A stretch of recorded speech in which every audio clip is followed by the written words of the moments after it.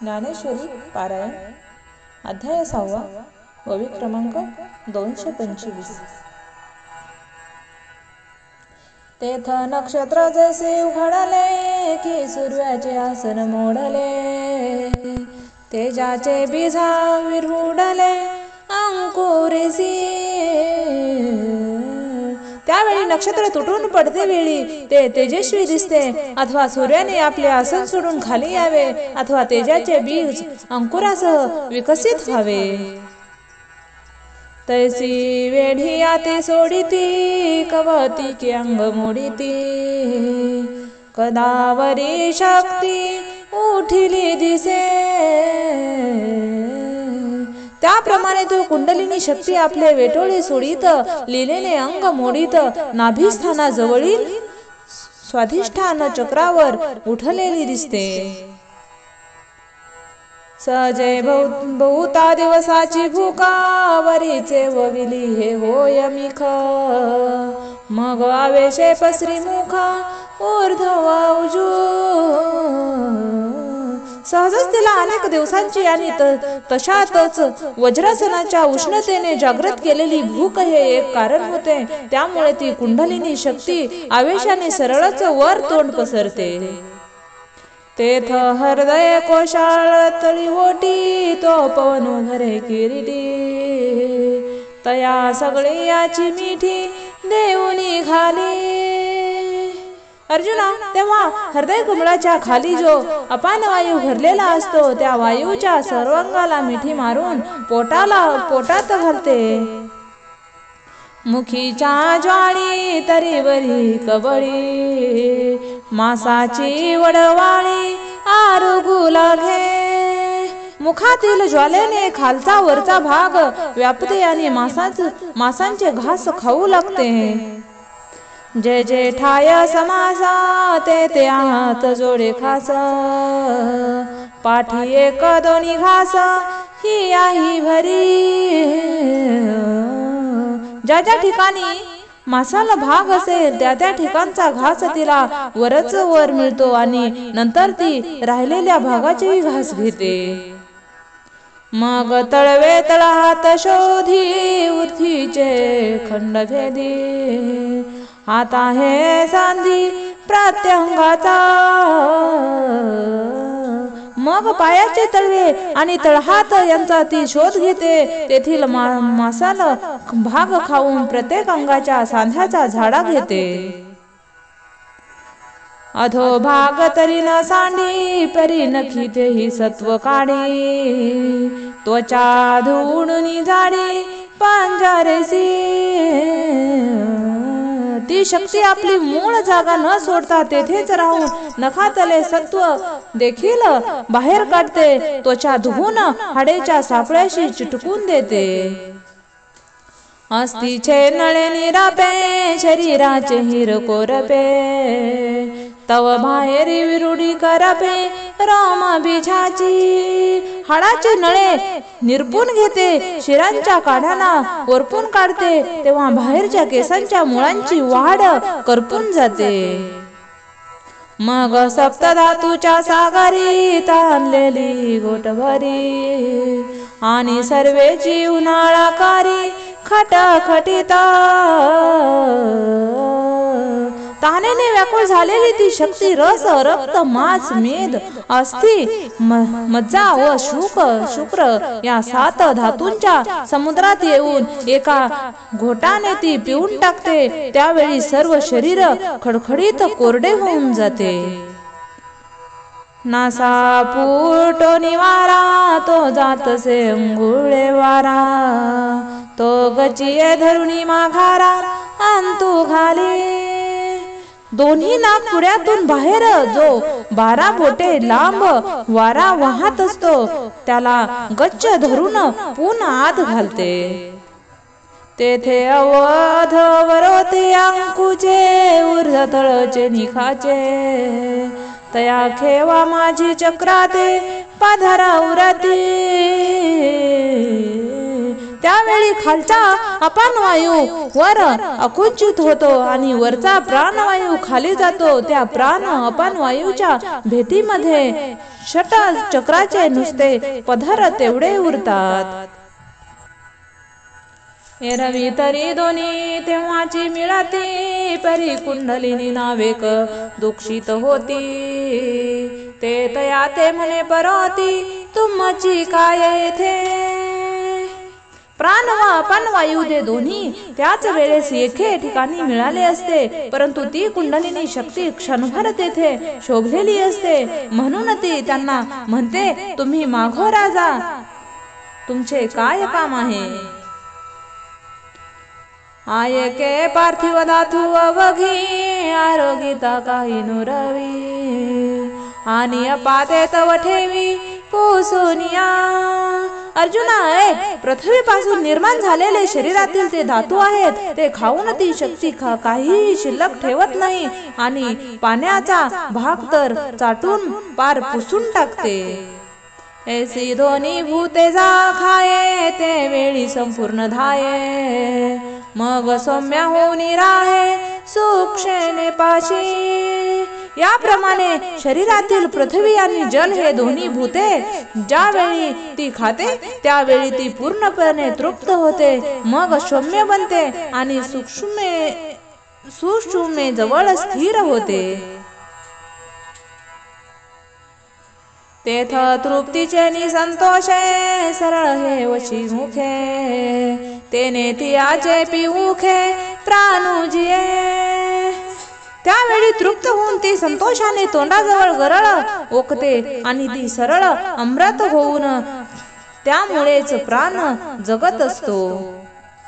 तो अग्नि धातूनी निघे, परी सभाय निवऊची लागे।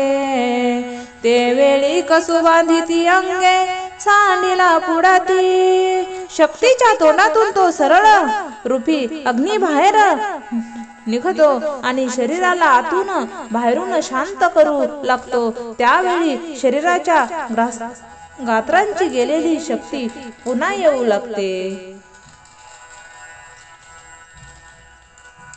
मार्ग मोडिता नाडीचे, निवविध पण वायूचे। जाय म्हणून शरीराचे धर्मू नाही। नाडीची गती बंद पडते। शरीरातील अपान व्यान उदाहरण समान नाग, कूर्म, कृमाल, देवदत्त आणि धनंजय हे 9 प्रकारचे वायू नष्ट होतात। त्यामुळे तहान, भूक वगैरे शरीराचे धर्म नाहीसे होतात। इडा पिंगला एक वटती, गांठी तीही सुटती। साई पदर फुटती चक्राचे। इडा आणि पिंगळा या 2 नाड्या एक होतात। हृदय स्थानाची ब्रह्मग्रंथी, कंठस्थानाची विष्णुग्रंथी आणि भ्रूमध्य स्थानी असलेली रुद्रग्रंथी या 3 गाठी सुटतात। तसेच मूलाधार, स्वाधिष्ठान, मणिपूर, अनाहत, विरुद्ध आणि आज्ञा या चक्रांचे पदर वेगवेगळे होतात। मग शशी आणि भानू ऐसा कल्पिजे जो अपि अनुमानो। ते वाती वरी उपवनो घेवासी तान येते। डाव्या नाकपुडीतून वाहणाऱ्या वायूचा चंद्र असे म्हणतात आणि उजव्या नाकपुडीतून वाहणाऱ्या वायूला सूर्य असे म्हणतात। अशा अनुमानिक कल्पनेने ठरलेले 2 प्रकारचे वायू नाकापुढे कापसाची वात धरून पाहिले तरी ते सापडत नाहीत।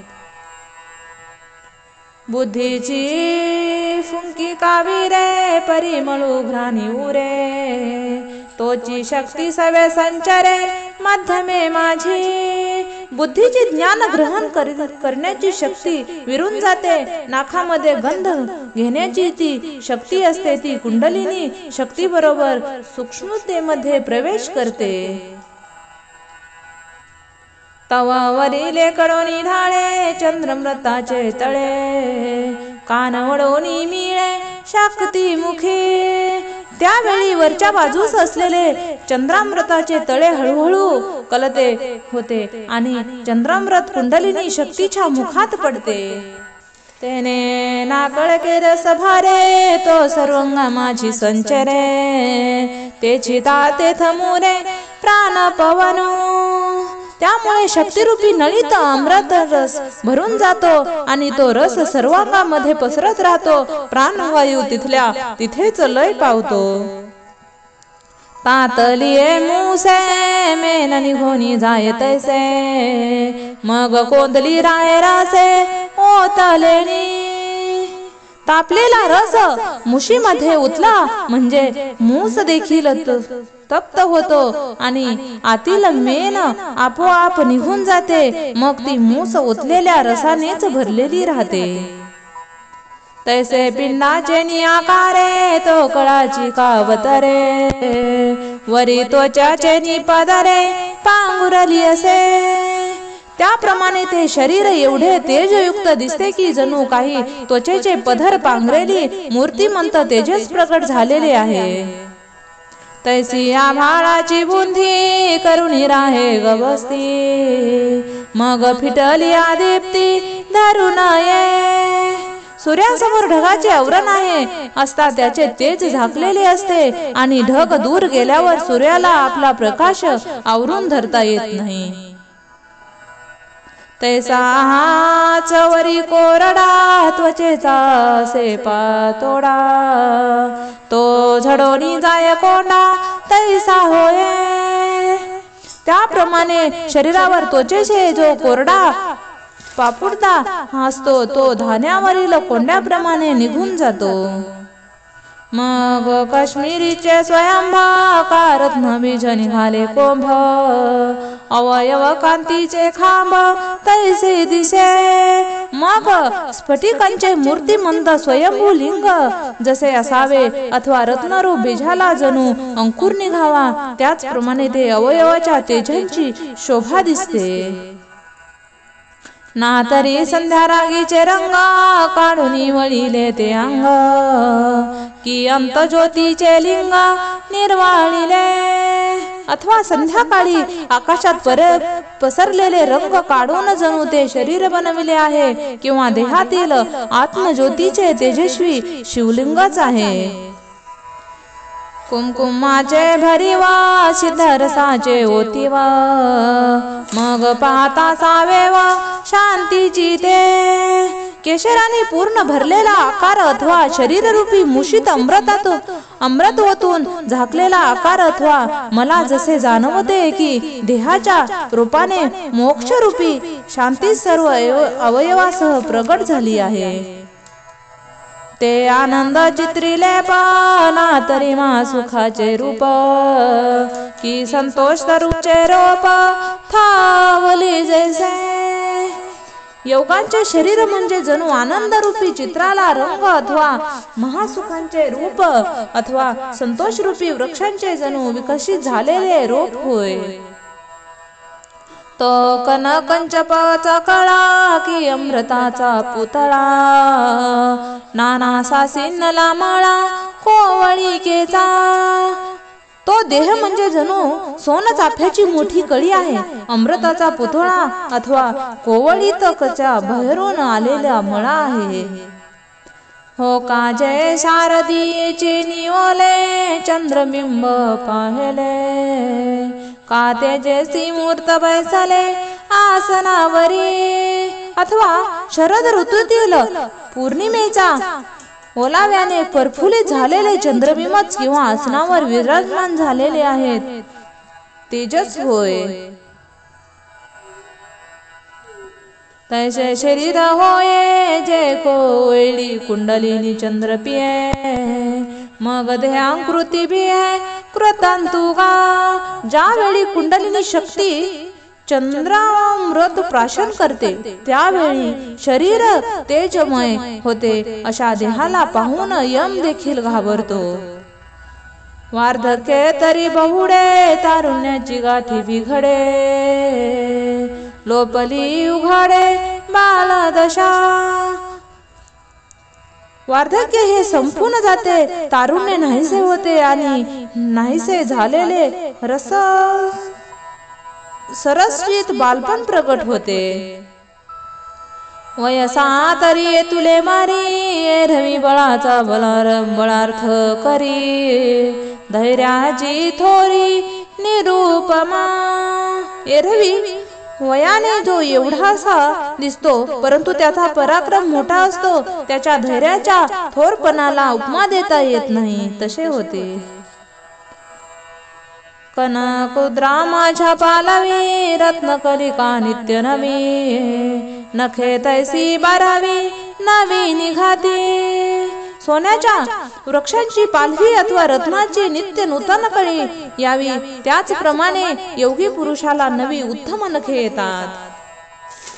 दातही आन होती पर्या पुढे साने जती. तैसी दुबाही बैसे पाती हिरे याची. दुसरे नवीन हातही येतात परंतु ते फार छोटे असतात. जणू काही दोन्ही बाजूनी हिऱ्यांची पंगत बसली आहे. माने कुलियाची कनिया सावियाची अनुप्रमाणिया. तैसिया सर्वांगी उधवत्यानिया रोमाचिया. ज्याप्रमाणे मणिकांचे बारीक कण असावेत आणि ते अणु एवढे असावेत त्याचप्रमाणे सर्व शरीरावर रोमांचाची टोके वर येतात. कर चरण ताळे तैसी रातोत्पले. पाखाडी व होती डोळे काय सांग. हाताचे आणि पायाचे तळवे लाल कमळाप्रमाणे लालसर आणि नाजूक होतात. डोळे किती स्वच्छ होतात हे काय सांगू तुला. निढाराचे निकोदाडे मोतियाना वरती संपुडे. मग शिवनी जैसी उतटे शुक्ती पल्लवाची. मोते मोठी होऊन दाटल्यामुळे लहान शिंपीत मावत नाही म्हणून जसा शिंपीचा दोन भागचा सांधा उकलतो. तैसी पातियाची एक वळी न समाये दिठीचा कलोनी निघो पाहे. आदिली परी होये कवना कवळीती. त्याप्रमाणे दृष्टी पापण्याच्या पात्यात मावत नाही आणि त्या पातण्या व्यापून बाहेर निघावयास बाते. दृष्टी पूर्वीचीच असते परंतु ती आकाश व्यापणारी होते. आई के देह होय सोनियाचे परी लाघव हे वायूचे. जे आपण पृथ्वीचे अंशू नाही. अर्जुना ऐक. ज्या योगी पुरुषांचा देह सोने समान कांतिमय होतो परंतु देह वायू समान हलका होतो कारण त्यातील पृथ्वीचे व पाण्याचे अंश नाहीसे झालेले असतात. मग समुद्रापलीकडील देखे स्वर्गीचा लोचव्याईके. मनोगत ओळखे मुंगीचे. मग तो योगी पुरुष एका जागेवर बसून समुद्रापलीकडचे पाहतो. स्वर्गातील शब्द ऐकतो आणि मुंगीच्या मनातील भाव जाणतो. पवनाचा वारिया लागे चाले तरी उदकी पाऊल न लागे. येणे येणे प्रसंगे इति बहुत सिद्धी. तो वायुरूप घोड्यावर बसून फिरतो. पाण्यावरून चालता तरी त्याच्या पायांना पाणी स्पर्श करू शकत नाही. अशा प्रकारे प्रसंगाप्रमाणे त्याला अनेक सिद्धी प्राप्त होतात. आईचे प्राणाचा हात धरुनी गगनाची पाऊठी उत करुनी. मध्यमे हिची दात राहुनी हृदयाली. अर्जुना ऐक. जी प्राणाचा हात धरून हृदय आकाशात पायऱ्या करून सूक्ष्मतेने जिन्याचे हृदय खाली येते ते कुंडलिनी जगदंबा. ते चैतन्य चक्रवर्तीची शोभा. जया विश्वबीजाची कोंभा सावली केली. ती कुंडलिनी संपूर्ण जगताची आई आहे. ते ब्रह्म ते चैतन्य रूपी सार्वभौम राजांची शोभा आहे जिने विश्वांच्या बीजांचा कोंभाला शीतल सावली केली आहे. ते शून्यलिंगाची पिढी तो परमात्मा शिवाची करडी. जे प्रणवाची उघाडी जन्मभूमी. जी निराकार ब्रह्माची साकार अशी मूर्ती. जी परमात्मा शिव ठेवण्याची करंडी. जी ओंकारांची प्रत्यक्ष जन्मभूमी आहे. हे असो ते कुंडलिनी वाणी हृदयांतू आली. तव अनुहताची बोली चावळी ते. हे असो, ती कुंडलिनी अनाहत चक्रात आल्यानंतर तेथे अनाहत नाद सुरू होतो. शक्तीची अंगाला घाले, बुद्धीचे चैतन्य होते झाले. तेने ऐकिले आळू माळू. कुंडलिनीच्या चिटकून राहिलेले जे बुद्धींचे ज्ञानरूप चैतन्य, त्या साक्षी चैतन्याने तो अनाहत शब्द किंचित ऐकलेला असतो.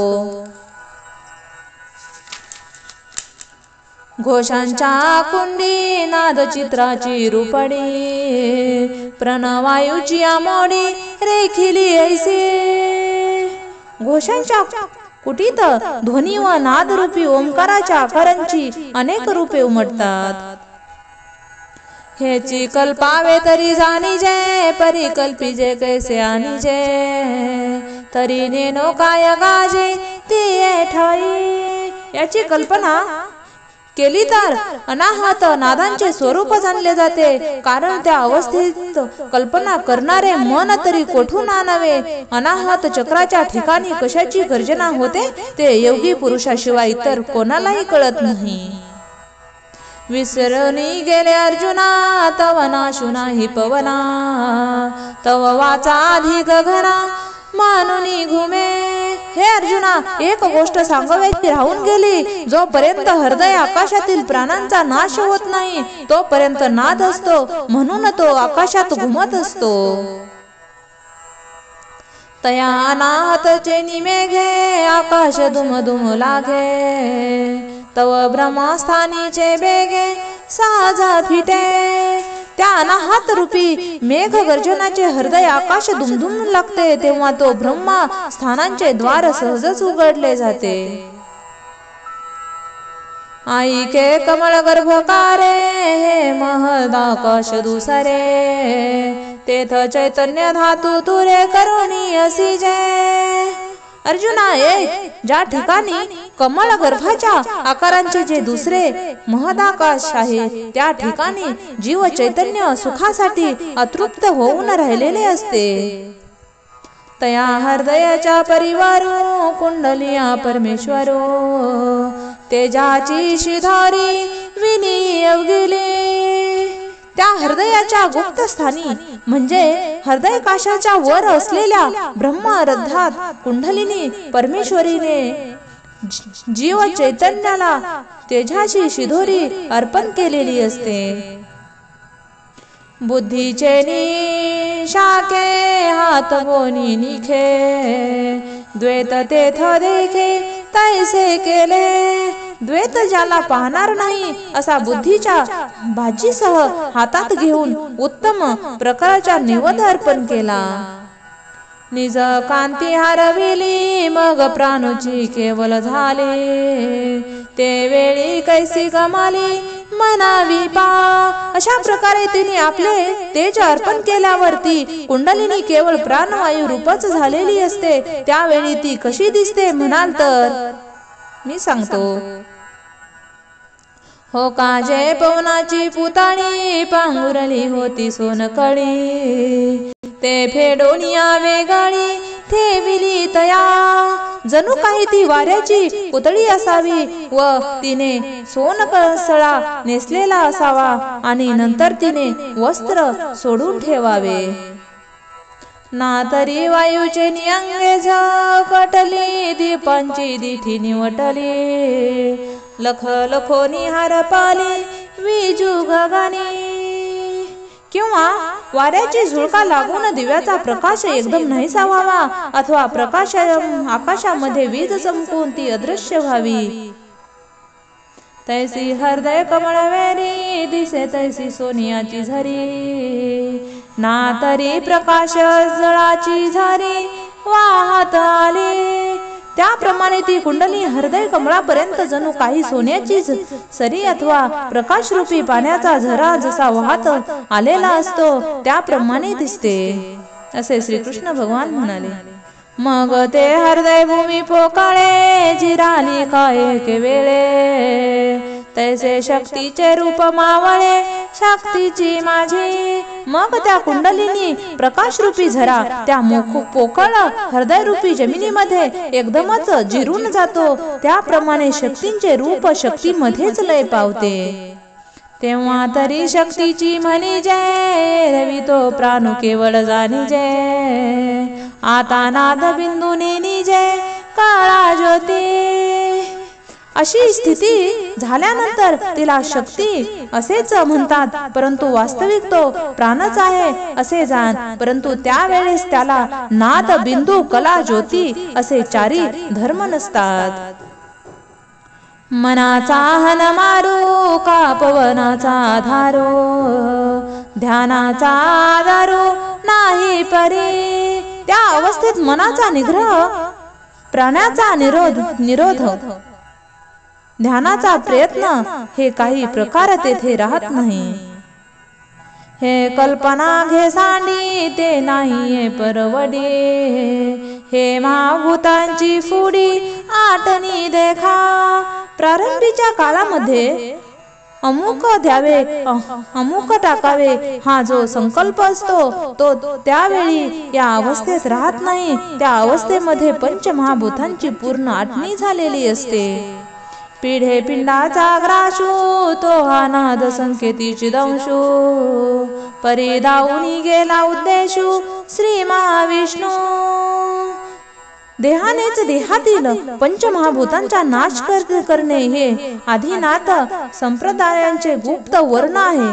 परंतु महाविष्णू श्रीकृष्णांनी जे वर्म प्रगट करून दाखवले आहे तया ध्वनाचे केने साण सोडोनी यथार्थाची घडी झाकोनी. उपलविली म्या जाणोनी ग्राहिक श्रोते. त्या संक्षेपे रूपी कापडाच्या कठ्यावरचे दोर सोडून त्यातील कापडाचा गट्टा साफ करून श्रोते गिराईक आहे असे जाणून उकलून दाखवले. म्हणजे श्रीकृष्णाने संक्षिप्तपणे ते ध्वनित केले त्याचेच मी विवरण करून सांगितले आहे. एके शक्तीचे तेज तेव्हा लोपे ते तद्याचे रूप हारपे. मग तो डोळ्या माझी लापे जगाची आ. अर्जुना ऐक, ज्यावेळी कुंडलिनी शक्तींचे तेज लोप पावते त्यावेळी देहातील पंचमहाभूतांचे स्वरूप लोप पावते. मग तो योगी जगाच्या डोळ्यामध्ये लपून बसतो. तो कोणाच्याही डोळ्यातून दिसू शकत नाही. एरवी आधिलाची ऐसे सावयव तरी दिसे. परिवायूचे का जैसे वाळिले होये. एरवी तो पूर्वीप्रमाणे सावयव दिसत असतो, परंतु जणू काही तो वाऱ्याचाच बनवलेला आहे असा होतो. ना तरी कर्तडीचा गाभा मुंदी सांडूनी उभा. का अवयवाची नाभा उदयला तो. अथवा केळीचे सोपटे काढून त्याचा गाभा उभा केला तर काहीच उरत नाही. किंवा आकाशाला जसे अवयव फुटावेत तसे त्याचे अवयव असून देखील नसल्याप्रमाणे असतात. तैसे होय शरीरा ते म्हणजे खेचर. हे पद होता चमत्कार पीड जनी. याप्रमाणे शरीर बनवल्यावर त्याला खेचर म्हणजे गगनामध्ये संचार करणारा म्हणतात. देहधारी लोकांमध्ये अशा प्रकारचे शरीर बनणे म्हणजे एक प्रकारचा चमत्कारच आहे. देखे साधकू निघोनी जाये मार्ग पाऊलाची ओळख राहे. ते तर ठाई ठाई होये हे अनिमादिका. असा साधक योगाचा अभ्यास करून पुढे निघून गेलेला असतो. त्या मार्गावर साधन रूपी पावलांनी ओळ मागे राहते. त्या ठिकाणी अनिमा महिमा लघिमा गरिमा प्राप्ती प्राकाम्य ईश्वत्व वशित्व इत्यादी सिद्धी असतात. परी तेने काय काज आपनया अवधार्येसे धनंजया. लोप आधिभूत त्रय्या देहीच्या देही. अर्जुना, हे लक्षात ठेव की या सिद्धींच्या आपल्याला काय करायचे आहे. देहातल्या देहात पृथ्वी आप तेज या 3 भूतांचा लोप होतो. पृथ्वीचे आप विरावी, अपाते तेज जिरावे, तेजाते पवन हारावी, हृदय माझी. पाणी पृथ्वीला विघळून टाकते, अग्नी पाण्याला आटवून टाकतो आणि हृदय काशामधील अग्नीचा वायू नाहीसा होतो. पाठी आपणा एक लावू रे, तरी शरीराचे नियनुकारे, मग तोही निघे अंतारे, गगना मिळे. पाठीमागे वायू एकटाच उरतो, तो शरीराच्या आकाराने राहतो, मग तोही काही काळाने हृदयाकाशातून निघून मूर्धन्याकाशात जाऊन मिळतो.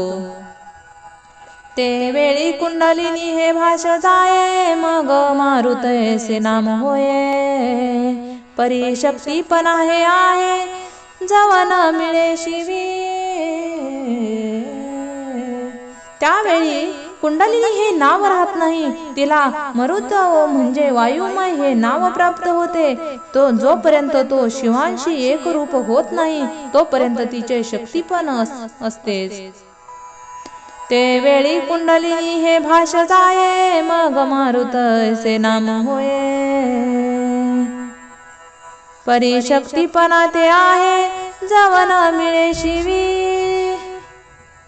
मग जालंधर सांडी ककारात फोडी, गगनाची पहाडी पेठी होये. मग ती शक्ती जालंधरा बंधाने उल्लंघन करून करार त्यांच्या अंती आहे अशा कोकराटिकांचे तालुध्यानाचा भेद करून मूर्धन्याकाशांच्या पहाडावर प्रवेश करते. ते ओंकाराची पाठी पाय देथे उठा उठी, पशतीचे पाऊठी मागा घाली. ती ओंकारांच्या पाठीवर त्वरित पाय ठेवते, पशांची वाणी पायरी मागे टाकते. पुढे तन्मात्रा अर्धवैरी, आकाशाच्या अंतरी, भरती गमे सागरी सरिता जेवी. पुढे ज्याप्रमाणे सागरात नद्या मिळालेल्या दिसतात, त्याप्रमाणे अर्धमात्रापर्यंत ओंकाराच्या मात्रा मूर्धन्य आकाशात मिळतात. मग ब्रह्मारंधी स्थिराओनी, स्वहंभावाच्या बाह्या पसरुनी, परमात्मलिंगा धावोनी अंगा घडे. मग ती शक्ती ब्रह्मरथाने ठिकाणी स्थिर होऊन ते ब्रह्मा मी आहे या ज्ञानाचा जणू बाह्य पसरून परब्रह्मरूपी लिंगाला आलिंगन देते, म्हणजे त्यांच्याशी एकरूप होते. तव महाभूतांची जवनिका फिटे, मग दोहीसी होय झटे, तेथ गगना सगट लाटे समरसितिये. त्यावेळी पंचमहाभूतांचा पडदा नाहीसा होतो आणि शिवशक्तींचे ऐक्य होते. त्या ऐक्यामध्ये मूर्धन्याकाशसह शक्तींचे रूप लोप पावते. पै मेघाची आमुखी निवडला, समुद्रुका ओखी पिडिला, तो मागुता जैसा आला आपण पेया. ज्याप्रमाणे समुद्राचे पाणी मेघांच्या द्वारे समुद्रापासून वेगळे होऊन नदीच्या पात्रात पडून पुन्हा नदीच्या रूपाने समुद्रात मिळते, तेवी पिढाचे निमिषे पदिम पद प्रवेशे, ते एकत्व होय तैसे पंडू कुमारा. त्याप्रमाणे हे अर्जुना, शरीरांच्या द्वारे जेव्हा शक्तिरूप त्यागून शिवात मिळते, तर एकत्वी समुद्राला पाण्याप्रमाणे होय. आता तुझे हन होते की एकची हे आई ते, ऐसी विवचने पुरथे उरेची ना. या अवस्थेमध्ये पूर्वी द्वैत होतो, या मुळातच अद्वैत होतो असा विचार करण्यापुरतेही काही राहत नाही. गगनी गगन लया जाये, तैसे जे काही आहे ते अनुभवे हो जाये, तो होऊनी ठाके. आकाशात देखील ज्या महाशून्यामध्ये लय पावतो असे जे काही परमात्माच आहे हे अनुभवाने जो कोणी होतो म्हणजे त्या तत्वाशी जो एकरूप होतो त्यालाच ही अवस्था प्राप्त होते। म्हणून तेथीचा मातो न चढेची बोलाचा हातो जेने संवादाची गावांतू पेठी की जय। म्हणून ज्या शब्दांनी कोणतीही गोष्ट स्पष्ट करून सांगता येते त्या शब्दांचे हात देखील अवस्थेचे वर्णन करण्यापर्यंत पोहोचत नाहीत।